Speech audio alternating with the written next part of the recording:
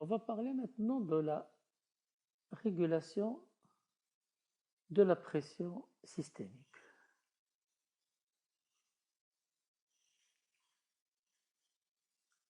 La pression artérielle constitue la force qui entraîne le courant sanguin à travers tous les organes. Et son maintien, bien entendu, constitue un élément fondamental pour assurer un débit convenable aux organes.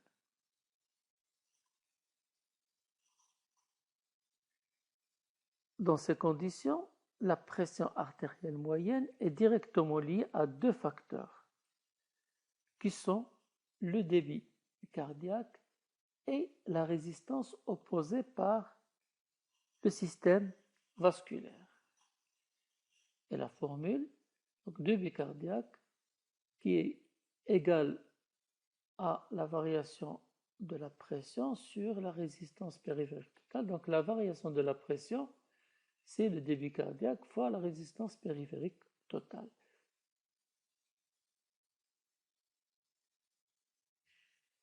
Lorsqu'on parle de la résistance périphérique totale, donc cela signifie que c'est la somme des résistances de tous les vaisseaux de l'arbre systémique qui va permettre de modifier la pression artérielle. Alors, cette résistance peut dépendre de plusieurs facteurs. Elle peut dépendre éventuellement de la longueur des tubes, c'est-à-dire des vaisseaux systémiques. Or, au niveau de l'arbre systémique, les vaisseaux sanguins ont une longueur constante. Et de ce fait, donc, la résistance ne dépendrait pas de la longueur des vaisseaux. Elle peut dépendre aussi du rayon du tube, c'est-à-dire du vaisseau. Alors, si on divise par deux, par exemple, le rayon d'un tube, on augmente la pression par 16. Et on diminue par conséquent le débit qui va s'écouler par 16.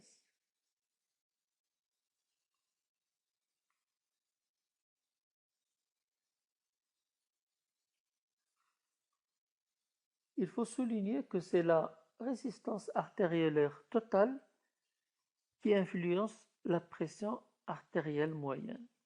La distribution des résistances dans les organes ne joue aucun rôle de ce point de vue, comme on va le voir sur cette figure.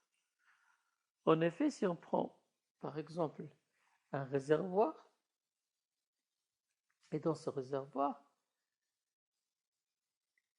on va avoir une pression P.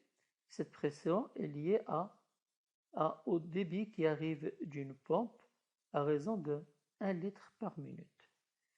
Ce réservoir est muni de 5 sorties et ces 5 sorties sont munies de robinets qui va être ouvert avec un certain diamètre. Et si on ouvre ces robinets de la même manière, on va avoir un volume qui va s'écouler de chaque robinet, donc qui est identique.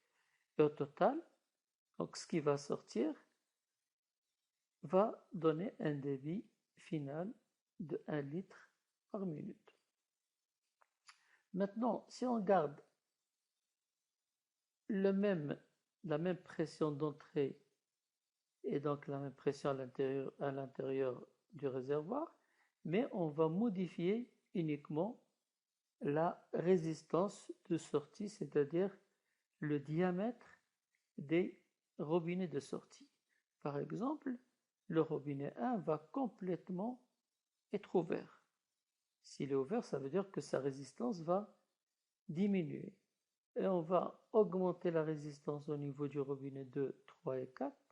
Donc, par contre, au niveau du robinet 5, on va le maintenir identique au premier, c'est-à-dire euh, une résistance modérée.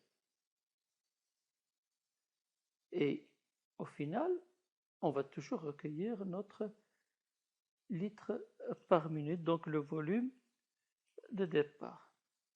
Mais avec une augmentation du débit via le robinet 1, puisque sa résistance est faible, une diminution de débit des robinets 2, 3 et 4, puisque leur résistance est largement augmentée, et un débit constant au niveau du robinet 5, dont la résistance n'a pas été modifiée. Donc ceci,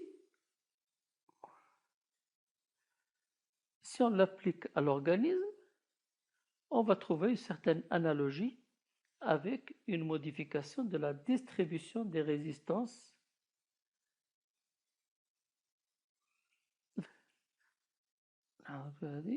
quand les artérioles du muscle squelettique qu'on peut ici assimiler au tube 1 se dilatent au cours de l'exercice, la résistance totale de tous les lits vasculaires pourrait encore être maintenue si les artérioles étaient soumises à une vasoconstriction dans certains organes comme les reins, le tube digestif, la peau par exemple, qu'on peut assimiler au tube 2, 3 et 4. L'équation donc, de la pression artérielle qui est égale au débit cardiaque que multiplie la résistance périphérique totale représente alors l'équation fondamentale de la physiologie cardiovasculaire. Elle permet d'expliquer, entre autres, pourquoi la pression pulmonaire est beaucoup plus faible que la pression systémique. Sanguin par minute, c'est-à-dire le débit dans les artères pulmonaires et systémiques, est bien entendu le même. Par conséquent, les pressions peuvent différer seulement si les résistances diffèrent. Ainsi, les vaisseaux pulmonaires offrent beaucoup moins de résistance au débit que les artérioles systémiques.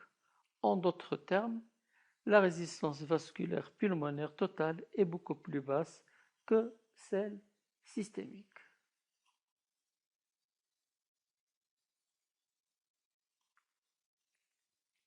Plusieurs facteurs déterminent les variations de la pression systémique et tout changement de l'un de ces facteurs entraînerait un changement de la pression artérielle moyenne en modifiant le débit et la résistance périphérique totale, comme on peut le voir sur ce graphe. En effet, si je reprends comme résumé de ce que nous venons de voir, la pression artérielle est égale au débit cardiaque que multiplie la résistance périphérique totale. Le débit cardiaque, c'est quoi? C'est le volume d'éjection systolique fois que multiplie la fréquence cardiaque. Alors, ce débit cardiaque va être influencé par plusieurs facteurs, notamment l'activité sympathique vasoconstrictrice que nous avons déjà vue auparavant. Cette activité sympathique vasoconstrictrice va permettre d'augmenter la pression veineuse. Cette pression veineuse qui va être influencée également par le volume du sang, par les mouvements inspiratoires et par la pompe musculaire squelettique comme nous l'avons déjà vu auparavant. Ce qui va permettre d'augmenter le retour veineux. Le retour veineux va augmenter la pression auriculaire. c'est-à-dire au niveau des oreillettes. Et grâce à cette pression, donc, il va y avoir augmentation du volume ventriculaire. Ce volume ventriculaire va distendre la paroi et nous avons vu que la loi de Starling indique que plus la paroi est étirée, plus le volume d'éjection systolique va être important. Ce volume d'éjection systolique va être également influencé par le système nerveux, normalement l'adrénaline, et surtout l'adrénaline qui va agir sur les récepteurs bêta, et aussi l'activité sympathique directe par libération de la noradrénaline. C'est ce qui va donc augmenter le volume d'éjection systolique. Mais l'activité sympathique et l'activité hormonale adrénergique vont également influencer la fréquence cardiaque. Nous avons vu que l'influence sympathique va entraîner un effet chronotrope. Donc cet effet chronotrope peut être positif par l'activité sympathique ou chronotrope négatif par l'activité parasympathique. Donc si on influence le volume d'éjection systolique et la fréquence cardiaque, on va influencer le débit cardiaque. Pour ce qui est de la résistance périphérique totale va être influencée également par plusieurs systèmes, notamment par le contrôle de la vasodilatation sous l'action de plusieurs facteurs comme l'oxygène, la pression de CO2, l'importance du potassium, l'hydrogène, l'osmolarité, etc. Cette vasodilatation va influencer le rayon artériolaire, ou bien également par la vasoconstriction qui va dépendre de l'activité sympathique. C'est ce qui va modifier le rayon artériolaire. Mais la résistance périphérique ne dépend pas uniquement du diamètre artériolaire, mais également de la viscosité du sang, et cette viscosité du sang est liée essentiellement à l'importance de l'hématocrite. Et de ce fait, donc, la modification de la résistance périphérique totale et la modification du débit cardiaque vont modifier la pression artérielle moyenne.